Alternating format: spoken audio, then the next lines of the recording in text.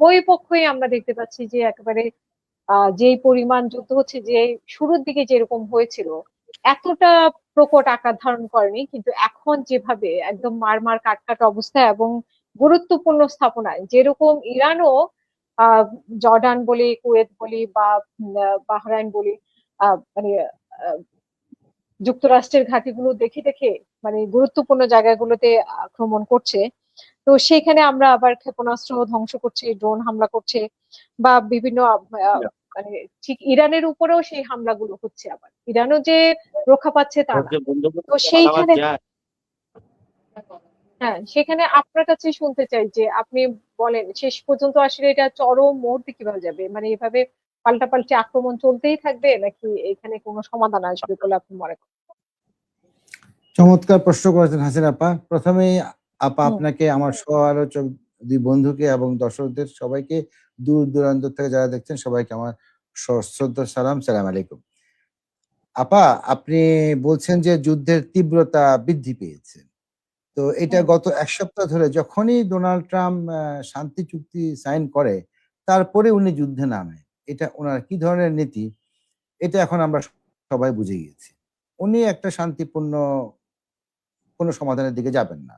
তাছাড়া গত সপ্তাহে না, মাত্র ২-৩ দিন আগে আপনার অনুষ্ঠানে বলেছিলাম যে ওয়াটার ডিস্যালিনাইজেশন প্ল্যান্ট, যেটা ওই লবণাক্ত পানিটাকে পানযোগ্য পানিতে পরিণত করার জন্য যে প্রক্রিয়াটা, ওইটা এতদিন কিন্তু সত্যিকার অর্থে ওটাতে আক্রমণ হয়নি।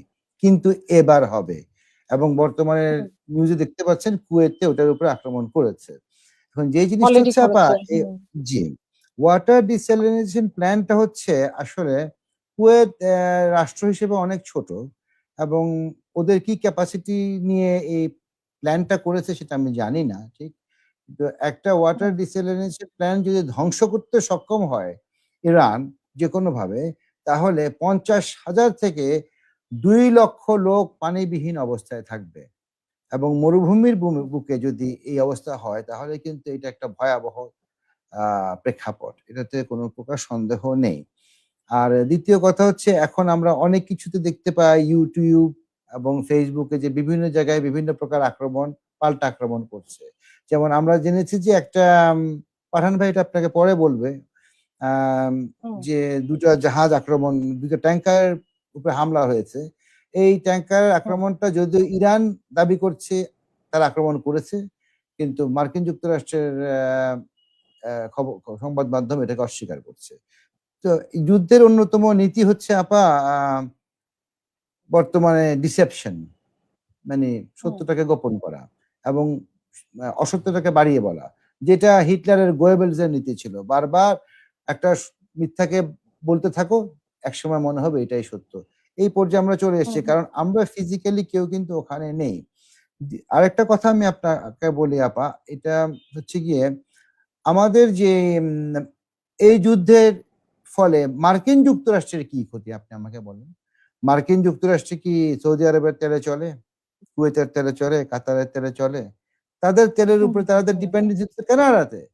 এমনকি হুম। ওই ৩ দিকে সাগর পরিবেষ্টিত যেই দেশ যদি পৃথিবীর থেকে বিচ্ছিন্ন হয়ে যায় মার্কিন যুক্তরাষ্ট্র, তাদের কিছুই আসে যায় না, ডোনাল্ড ট্রাম্পেরও কিছু আসে যায় না। কিন্তু আসে যায় যত কিছু, সেটা হচ্ছে আমাদের আরব ভাইদের। কারণ আমাদের হুম। আরব ভাইরা কি চায় আদৌ কোনো শান্তিপূর্ণ সমাধান আসুক ইরান ওদের সাথে? আমি তো কোনো প্রকার আশা দেখি না এটাতে।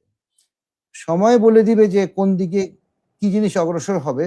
আরেকটা জিনিস আপনি আমাকে বলছিলেন যে ৫০,০০০ বোধহয় সৈন্য প্রিপারেশন নিচ্ছে। হ্যাঁ, কি যে 50,000 বলছিলেন? মার্কিন সৈন্য মোতায়েন করবে ইরান হামলার জন্য। কোথায় করবে?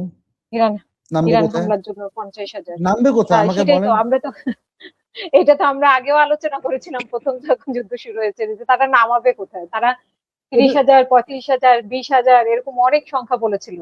শেষ পর্যন্ত আপনার মনে আছে যে মানে ফেব্রুয়ারিতে যখন মার্চের দিকে মনে হয় জি, বা এপ্রিলের দিকে তারা কয়জনকে পাঠিয়েছিল, পরে যে সেখানে জি। আক্রমণের শিকার হলো সেই সৈন্যরা। হুম। না, না, বুটস অন দ্য গ্রাউন্ড যেটাকে বলে হুম। হুম। আমেরিকাতে, বুটস অন এটা গ্রাউন্ড। কশমিন কালো সম্ভব হবে না। এখনো বলছি। আমি টকশো করাই ছেড়ে দিব যদি এরকম কোনোদিন কোনো ঘটনা মানে শুধু ঘটে। কি ভয় এবং দেখাচ্ছে, ভয় সত্যিকুর দেখানোর হয় তারা। জন্য? এটা ভয় দেখানো শুধু না। আমি হুম, এখন একটু 1টা মিনিট সময় নিব আপনার থেকে। এই যে কয়েকদিন আগে একটা বদমাইশ মারা গিয়েছে, এর নাম হচ্ছে লিন্ডসে গ্রাহাম। হুম? যে হুম, এই হুম, লিন্ডসে গ্রাহাম হচ্ছে এই ইরানের আক্রমণের মেইন, ওদের কাছে নায়ক, আমাদের কাছে ভিলেন। এবং এই যে গাজাতে শিশু হত্যা হয় সবকিছুর মূলে কিন্তু এই জায়নিস্ট, এই ইহুদি। হ্যাঁ, সে কি বলেছিল? এখনো আমার মরার সময় হয়ে আসেনি। 2 ঘন্টা তো টিকলো না, দুনিয়া ছেড়ে চলে গেল। হুম, এখন হুম, হুম, ওর মৃত্যুর পরে অনেক কিছু বের হয়ে আসতে শুরু করেছে। তার কি মাস্টার প্ল্যান ছিল। এখন ওগুলো কোনটাই কামিয়াব হবে না। কারণ ও চেয়েছিল যে সর্বোচ্চ শক্তি প্রয়োগ করে, প্রয়োজনে যদি নিউক্লিয়ার বোমের কাছাকাছি কিছু প্রয়োগ করে ইরানকে ধ্বংস করা যায় তাও সে করবে। অতটুক পর্যায়ে সে যাবে। কিন্তু আল্লাহর অশেষ রহমত যে সে দুনিয়া ছেড়ে জাহান্নামের দিকে রওনা হয়ে গিয়েছে। আর ৫০,০০০ সৈন্যর কথা বলছেন না আপা? এটা কিন্তু হুম, ওরই প্রপোজাল ছিল অরিজিনালি। কিন্তু হুম, কখনোই হুম, নামা হুম, সম্ভব না। কারণ ওরা খার্গ আইল্যান্ড দখল করার জন্য অ্যাডামেন্ট, মানে দৃঢ় প্রতিজ্ঞ।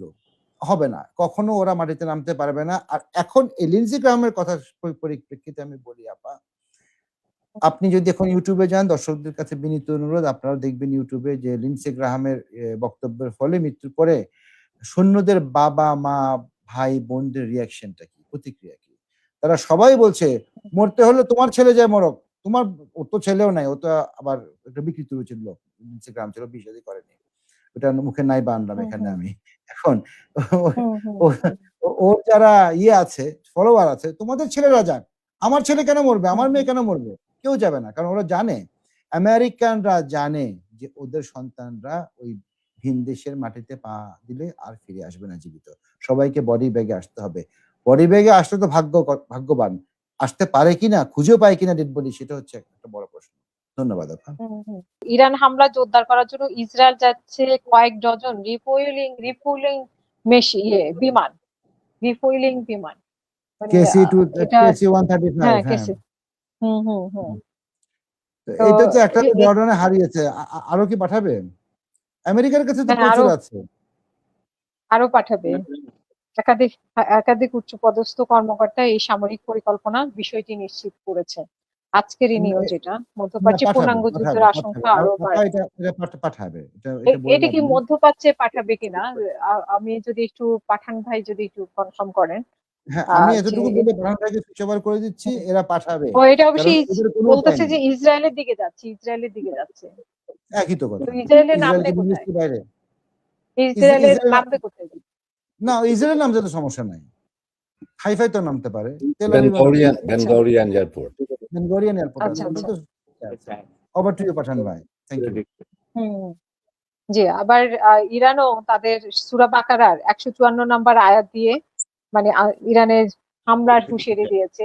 এমনিতেও তারা মধ্যপ্রাচ্যে যেই মার্কিন ঘাঁটিগুলো দেশগুলোতে আছে সেগুলোকেও সতর্ক করেছে যে যে কোনো সময়ে আবার হিজবুল্লাহ সহ অনেক গোষ্ঠীকেও তারা একসাথ করার চেষ্টা করছে। এটা নাকি খামেনির জানাজার সময় একটা গোপন বৈঠকও হয়েছে ইরানে যে তীব্র মানে আক্রমণে যাবে সবাইকে নিয়ে। এটা কতটা সত্য সেটাও আপনার কাছে শুনতে চাই যে পাঠান ভাই। আপা এটা হচ্ছে এখন টিকে থাকার লড়াই। এটা হুম, টিকে থাকার লড়াই। বাকিটা সব পাঠান ভাই বলবে। তার আগে আমি ফরাদ ভাই কিছুটা বলেছে। ফরাদ ভাইয়ের কথার রেস্টেন আমি এটা বলতে চাই। ডোনাল্ড ট্রাম্প একই কথা কতবার বলবো? তাও বলতে বাধ্য হচ্ছি আপা। যে এই যে মিড টার্ম ইলেকশন আসবে, ওই মিড টার্ম ইলেকশন পর্যন্ত ডোনাল্ড ট্রাম্পের স্বপ্নই হচ্ছে একটা, যে কোনোভাবে আমি এটাকে টেনে নিয়ে যাব ওই মিড টার্ম ইলেকশন পর্যন্ত। কখনো যুদ্ধ লাগাবো, আবার কখনো কয়েকদিন আমি গ্যাপ দিব। এভাবেই চলবে। হুম, আমি একটু আগে বললাম না, এতে আমেরিকার কি ক্ষতি? আমেরিকার কোনোই ক্ষতি না। আমেরিকার হুম, কিছুই আসে যায় না। ভুক্তভোগী তো রেস্ট অফ দ্য ওয়ার্ল্ড, সারা বিশ্ব ভুক্তভোগী, আমেরিকা না।